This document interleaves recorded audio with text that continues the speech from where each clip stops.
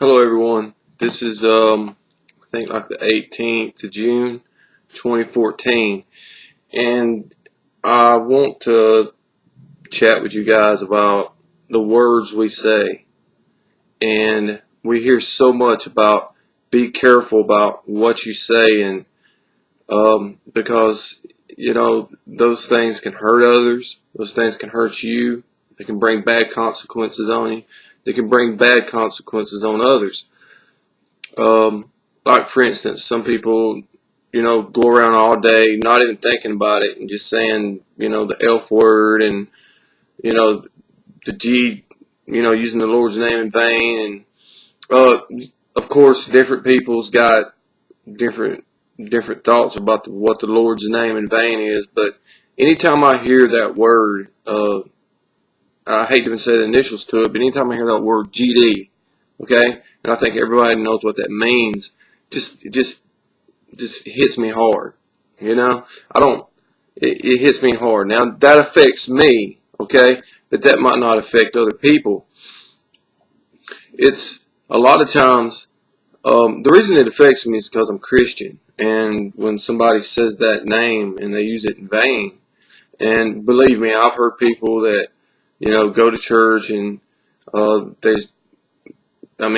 in church you think, wow, man, these people's got it going on. And then you go hang out with them and they're totally different, and it's not that those people are making you lose your faith, but so many of us, now I'm going on thoughts for a minute here because I started with words, I'm going on thoughts, and that's what I'm going to get into is your thoughts, okay? And we can watch people and we put them on these pedestals, and we need these heroes. We need people that we can look at and look up to, and people that's strong in their faith and strong and courageable, and people that back up what they say and they tell the truth, and when they speak, that's the truth. That's the truth. And they're the same whether you see them at church or whether they go to church or not. They're the same in their heart. When they tell you they're going to do something, they'll do it. You can shake their hand. You can believe it's going to be done. Those type of people they're what you call congruent. Okay, that means with the way they act and the way they speak and the way they talk, if it's in truth and it's good, then they act that way too. They act that way the rest of the week. That you coming back and you see them a year or two later, they're still that same person. They haven't let life beat the hell out of them, okay? Or beat the hell in them. How about that? They haven't let life just take them over. They don't follow after their emotions. They control their emotions. They control them not by ignoring them and not trying to take care of the fears and the problems in life. They control their emotions by knowing in their mind that there's going to be a great outcome. There's going to be better outcomes in life, okay? You go around, but I see, again, I'm going to get back on the words and the thoughts that I was talking about, and then I'll get back on these type of people, because I think we all need to be this type of person. I think we all need to be, for our own selves, for the power that we can gather into our own lives, so we can attract good things to us. I think we all need to be a congruent person, a person that does what we say we're going to do. Not a person that, will tell this person we love you and we'll tell that person, yeah, I'll be your friend. But when the hard times hit, we're around. And that is, and you let a lot of people down when you say that you'll do things for them, you say that you'll help them, you say that you'll be there, you say that you're a good friend. And when the hard times hit, or and next thing you know, you hear your friend is talking about you to other people, especially like teenagers, and as they get older, they look for people that they can believe in. They also look and follow after trends and what might be cool and stuff, because they don't some teenagers, some people in their 20s, a lot of people in their 30s, 40s, 50s. And I know people in their 80s, okay, that still let their emotions control them. They get up that morning and they just feeling groggy or ain't feeling too great. They'll go around and take it out on everybody at the house. They'll go around and take it out on all their friends. and then 30 minutes later they'll be feeling a little bit better. You know, they might have drank some coffee, or they might have went outside and took a walk or something, and then they want to tell everybody, oh, I'm sorry, you know, I didn't mean to do that. That was just how, you know, I was just having a bad morning. Well, just having a bad morning is not an excuse to go and beat your friends up, to go and take time out to hurt other people's feelings because you're not feeling that great that morning. If you're not feeling that great that morning, go outside and get you some deep breathing. If you're not feeling that great that morning, lay down. After you wake up and you woke up, lay down and do a meditation and get yourself calmed down. If you're not feeling that great that morning, do anything you can do to get yourself feeling better before you go and start talking to your friends and start, you know, associating with other people. Because guys, let me say this, believe it or not, you know, people are looking at you and they're judging you. There's good judgments, yes, and those good judgments are, hey, that's a good person, and that person's a person that I believe is going to, you know, do good in life and stuff like that. And then there's other judgments, you know, like say you woke up that morning and you was just ill, and because you was just ill, you decided to tell somebody else, you know, go jump off a bridge, and I don't care if you die or whatever. You know, you don't know how bad these words are hurting other people. And this person might have been going to, you know, just wanting to know how you're doing because they're your friend and they want to be there for you. But when you speak to people in hurtful language and hurtful tones and eye gestures and mannerisms in your body, people pick right up on it, because you don't know that these friends of yours and these family members and stuff, you don't know the battle that's going on in their world. You don't know how their self-esteem might just be, you know, tortured from other events that's happened in their life and they're dealing with it. We need a hero, guys. We need heroes. We need heroes. And to be a hero, all you got to do is to be in control of your emotions, okay? Some people will disregard what I'm saying here. They will not care if they're in control of their emotions or not. And let me tell you something.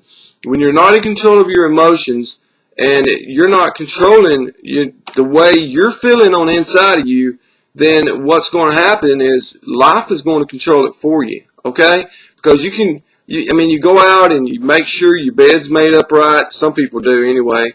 You know, some people are perfectionists and they get up, they make sure the bed's done right. They make sure the keys are in the right place, to make sure all the plates are washed and the house is looking beautiful. They make sure the car's took care of. They make sure the tires are rotated. They make sure the motor's checked at least once, 2 or 3 times every year to make sure everything's up. They'll keep that car in top order. They'll keep that house looking fine, looking great. But they'll go around beating the hell out of themselves all the time in their mind. You know, why didn't you do this? And you should have done that. And really, you're doing it unconsciously or unknowingly. If I'm bringing it to your attention now that there's perfectionists, and you'll go out and you'll hurt your friends' feelings too. I mean, some of the most valuable gifts in life is your friends. Good friends. You know, I was living in Rome, Georgia. I had one person that I could call a real friend there. I mean, really. I mean, that was, you know, not a family member, but I had one person that I could call a friend. And this person, everybody else, they looked at him, they looked down on him, they didn't think he was, you know, even worth being a friend to, and people would talk about him. But I saw inside of that fella, when he said his word, when he would say his word, he would stick to it. And I never heard him speak about another person. I never heard him judge other people. I never heard him get down on other people. When he would come around, we would talk about life and how, you know, things were, you know, our goals and our experiences, our thoughts and our lessons that we learned in life. I looked up to this fella. The guy's poor. The guy doesn't have a dime to his name, but I looked up to him big time because he was congruent with what he said and what he did. Okay, and honestly, I don't even know. I mean, in his heart, I think he believes in Christ, you know, deep down inside, but he doesn't even hardly say that he believes. He doesn't speak against the Lord, but he doesn't speak about Christianity much. So, but he was still my friend, okay? He was still a friend. In a time of need, I remember one time I was about, I had a fever and I was about to pass. I felt like I was about to die. And the only person that was there the night I needed him to be there, was he showed up. I called him and he showed up. And thank God he did, because it was a terrible time in my life. I didn't know if I was going to make it through this terrible fever I was having. But he was there. To make a long story short, he was congruent. He was when he would say something, that's who he was. I mean, but again, and I've had other friends, and they come around me, and I look at them, and I want to be peaceful with them. I want to be friends with them. And they, off the rip, they would already have judgments towards me, and they wouldn't even know me. Okay? Off the rip, the other ones wouldn't even know me, and they'd be talking about other people. Okay? They'd come straight to me, and they'd start telling me, all of these terrible things about other people, as if that was going to, get me and them being talking buddies about other people or something. Well, I knew then that they wasn't congruent, because I would watch them in front of other people, and they would try to act like somebody they weren't. In other words, that we have, again, like in another teaching I've done, we have egos. And the ego is what you do to cover up who you really are deep on the inside. But if you can cultivate beauty on the inside, if you can cultivate your peace on the inside, and your love and your joy and your happiness, and you say, well, how do you do this, Herbie? How do you cultivate, that happiness and that joy that you're talking about? How do you do that? It takes practice, brother. It takes reconditioning. It takes a lot of practice. You have to do it every day. You can't just do it when you want, and you ain't going to just start doing it and automatically, be this changed person. You have to want it. You have to want to be a different person. I'm talking about if you are this incongruent person. If you are this person that's hiding in the shadows, and you're really not letting people know who you are. But you think you're not letting people know who you are, but you really do let them know who you are when you bark at them, when you say something mean to them, when you roll your eyes at them, when you're not there for a friend, when you're sitting there talking to who you think your friends are, but you're talking about everybody else. All you're doing is painting yourself as this person that talks about people.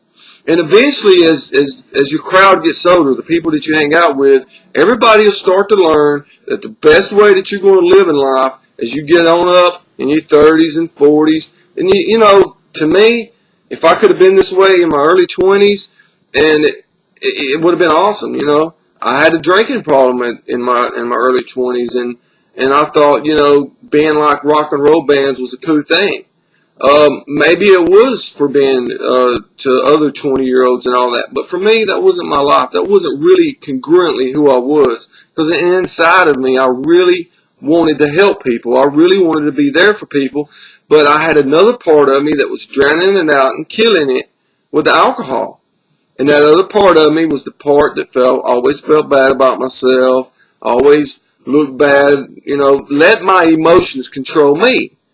And we have to cultivate peace, guys. We have to cultivate hope. We have to cultivate happiness and gentleness through self-control. And how do you do it? You have to study every day and practice it every day. And one of the things that really helped me when I started getting my hope back, getting my joy back, getting my peace back after being hurt for over a year, not even able to get out of bed, hardly even able to tie my shoes. When I thought my life was over at the age of 39, I'm 42 now, but when I was 39, I went a whole year, and I thought, I was just old, and then that's another thing. I was thinking old thoughts. I was thinking I was an old person. At 40 years old, at 39 and 40, I was thinking I was an old person. And let me tell you something. When you start thinking you're old, you're going to start feeling old. When you start thinking, nobody likes you, well then, people's going to start not liking you. When you start thinking, you're going to attract what you think.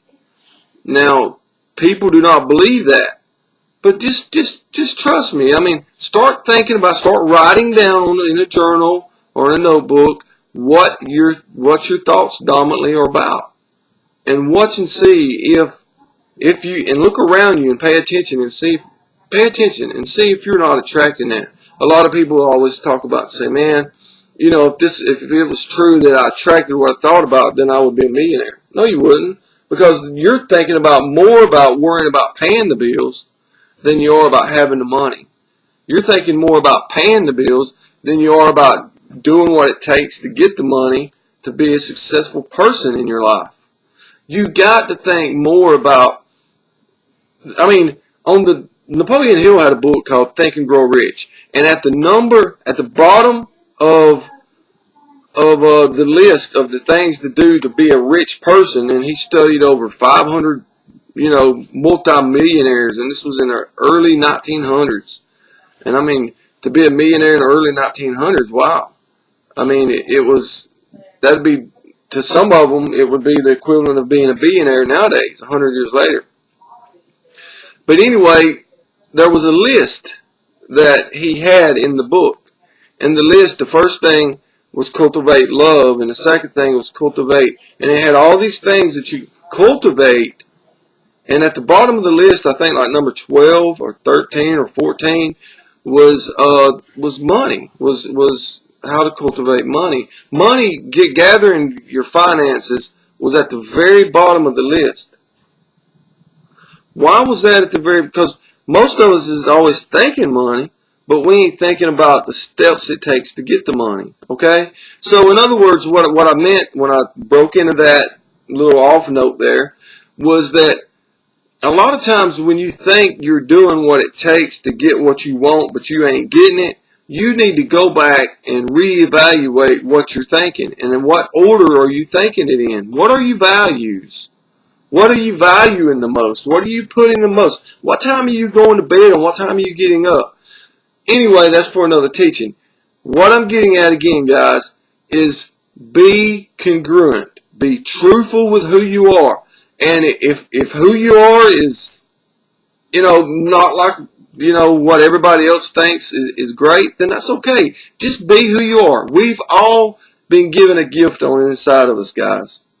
We've all been given a gift.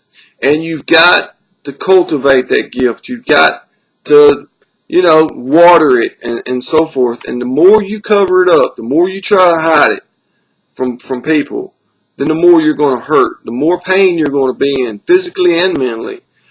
You have to be congruent with who you are.